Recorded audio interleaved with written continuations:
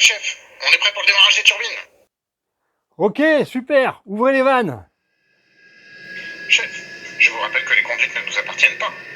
Tant pis, on prend le risque et on payera un pourcentage sur nos gains. Coupe tout. Salut la team et bienvenue sur Je Conseille. Et dans cette nouvelle vidéo, on va parler d'un jeu assez exigeant en termes de règles et de réflexion, qui demande une bonne vision et une forte planification sur le long terme, mais qui n'est pas dénué d'intérêt, bien au contraire. Allez, c'est parti!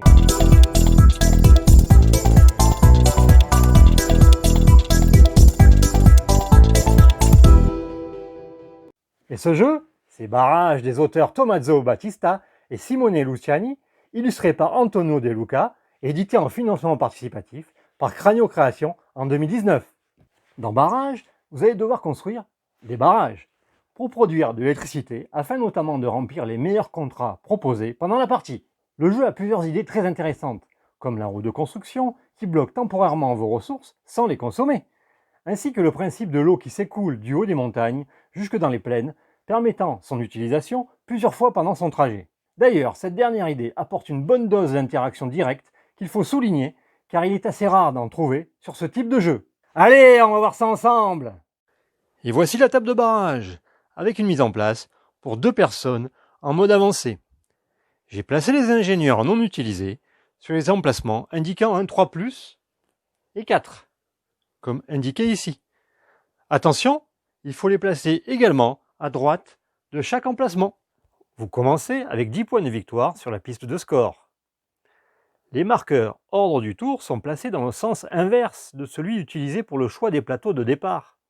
Ici, c'est Rouge qui a commencé par choisir son plateau société, son directeur et son contrat de départ. Il place son pion d'ordre du tour en seconde position. Et n'oubliez pas que dans le mode avancé, vous devez enlever les tuiles technologie joker de chaque personne.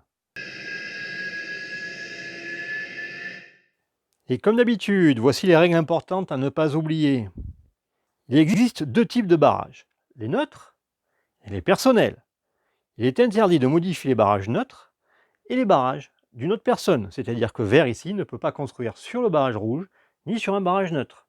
Le niveau d'un barrage correspond au nombre exact de gouttes d'eau qu'il peut retenir. Ici, 3, ici 2, ici 1. Si un barrage a atteint son niveau maximum de 3, chaque goutte d'eau excédentaire continue son cours naturel. Pour produire, vous devez respecter 3 critères. Être propriétaire de la centrale électrique effectuant la production, comme ici. Utiliser un barrage soit neutre, soit vous appartenant et contenant une ou plusieurs gouttes d'eau. Ici, un barrage neutre, une goutte d'eau. Utilisez enfin une conduite connectant ces 2 structures, quelle que soit l'appartenance de la conduite. Ici, la conduite verte. Attention, si la conduite ne vous appartient pas, pour chaque goutte d'eau qui traverse la conduite, la personne propriétaire gagne 1 point de victoire et vous devez lui payer un crédit.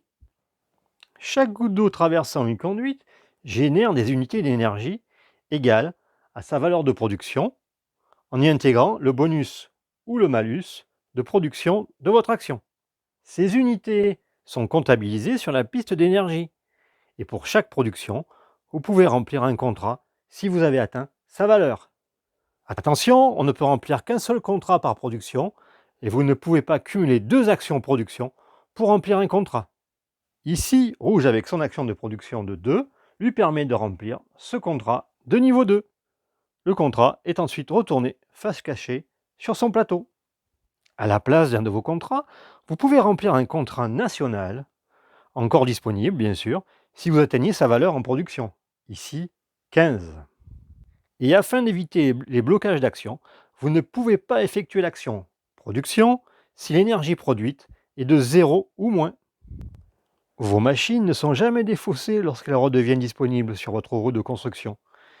Ici, Rouge récupère, en faisant tourner sa roue, ces machines qu'il place dans son stock. Attention aux coûts différents selon la structure et selon la zone, montagne, colline, plaine,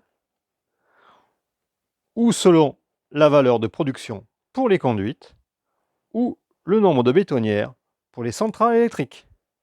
Très important, vous ne pouvez construire qu'une seule base et qu'une seule centrale électrique de votre couleur par bassin. Et rappelez-vous qu'il ne peut y avoir que 2 élévations maximum sur une même base, soit un niveau maximal de 3 par barrage, et que les constructions sur votre plateau se font toujours de la gauche vers la droite. Si vous découvrez un emplacement revenu après avoir construit une structure, comme ici, vous recevez immédiatement ce revenu bonus, comme indiqué avec le point d'exclamation. Et d'ailleurs, chaque personne reçoit également les revenus de son plateau personnel au début de chaque manche.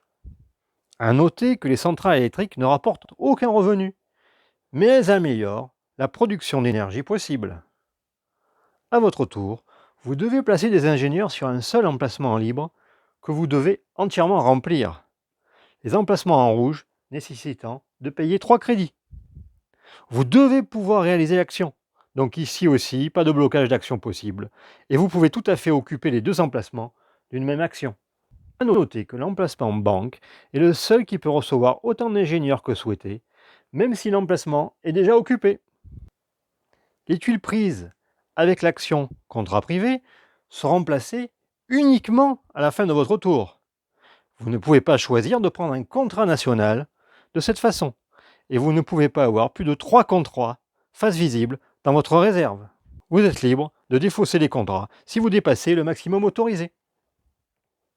Côté bureau des brevets, les tuiles technologie prises sont remplacées uniquement en fin de manche.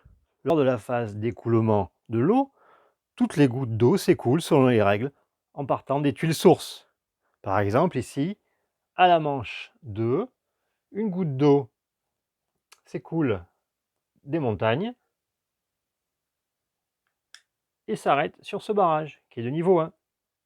Une goutte d'eau s'écoule de cette source de montagne, passe au-dessus de ce barrage et s'arrête sur un barrage de niveau 2, puisqu'il y a 2 gouttes d'eau.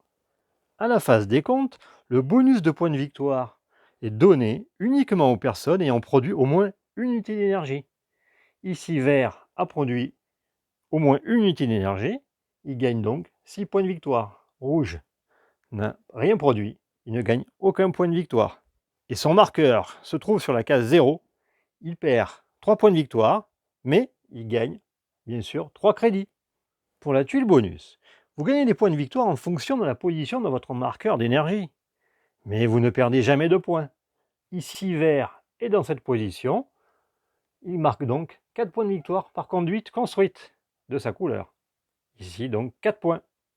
Autre exemple, à la fin de la manche 2, rouge marque 4 points par base construite. Il a bien construit une base, mais il se trouve sur cet emplacement, ce qui fait un malus de moins 4. Donc 4 moins 4, 0. Pas de point de victoire pour rouge.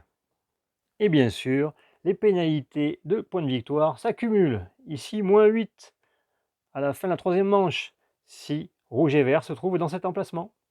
Attention, si votre marqueur d'énergie se trouve avant la position 6, vous n'activez pas le décompte de la tuile bonus.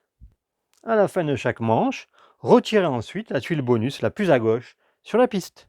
Puis, la personne ayant produit le moins d'énergie prend la première place dans l'ordre du tour. Ici, c'est vert. S'il y avait égalité, intervertissez leur ordre. À chaque fin de manche, sauf pour la dernière, placez les marqueurs énergie à 0, remettez les ingénieurs du plateau dans chaque réserve personnelle et défaussez les tuiles technologie avancées restantes du bureau des brevets. En fin de partie, n'oubliez pas que vous gagnez des points de victoire avec la tuile objectif, également par goutte d'eau encore présente dans vos barrages, également par lot de 5 ressources, quel que soit leur type, sauf celle encore sur votre roue de construction. Avant de commencer, regardez d'abord l'ordre des tuiles bonus et essayez de prévoir votre stratégie de développement en fonction. Regardez également la tuile objectif, qui peut vous rapporter jusqu'à 15 points de victoire. Regardez aussi les bonus que vous pouvez débloquer lorsque vous construisez une structure sur votre plateau. En début de partie, Pensez aux emplacements autour des barrages neutres, si possible en plaine ou en colline, cela vous coûtera moins cher. Ceci afin d'y connecter rapidement une centrale électrique. Cela peut être un bon investissement pour produire de l'énergie avec une conduite associée bien sûr. Produire de l'énergie en début de partie est la stratégie la plus simple à mettre en place. Mais vous pouvez voir à plus long terme en construisant des structures bien placées. Pour cela, examinez les tuiles sources en haut du plateau afin de déterminer les meilleurs emplacements selon le futur écoulement des gouttes d'eau. Produisez toujours d'ailleurs avec un contrat à remplir. Ce serait dommage de rater cette opportunité. Et pensez aux tuiles technologie de type avancé qui sont très intéressantes tout au long de la partie. Côté construction, vous ne pourrez pas tout faire. Concentrez-vous sur au moins 2 lignes, y compris bien sûr les centrales électriques, afin de débloquer leurs bonus respectifs. Débloquez votre capacité spéciale en construisant votre 3e centrale électrique. Et n'oubliez pas d'utiliser celle sur votre tuile directeur tout au long de la partie. La configuration à 4 personnes est celle qui donne le plus d'interaction. Mais le jeu fonctionne très bien également à 2 ou à 3. A noter qu'il existe une version solo que je n'ai pas essayée, mais d'après les retours, elle est assez complète, voire même un peu complexe.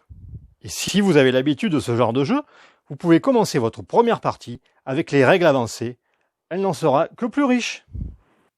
Voilà, ce que j'apprécie dans Barrage, c'est que sous une mécanique de pose ouvrier somme toute classique, on y trouve un jeu avec beaucoup d'interactions. Que ce soit sur le plateau, avec l'eau qui s'écoule, et sur le choix des actions possibles sur les plateaux annexes. Le jeu demande de la réflexion et de la planification à long terme, et votre première partie sera difficile à appréhender, avec sûrement de gros écarts en points de victoire. Et si vous aimez ce style de jeu, vous serez conquis par sa richesse et ses mécanismes qui s'imbriquent très bien ensemble et qui couleront de source au bout de quelques parties. Allez, je retourne à ma construction, et à bientôt sur Je Conseille!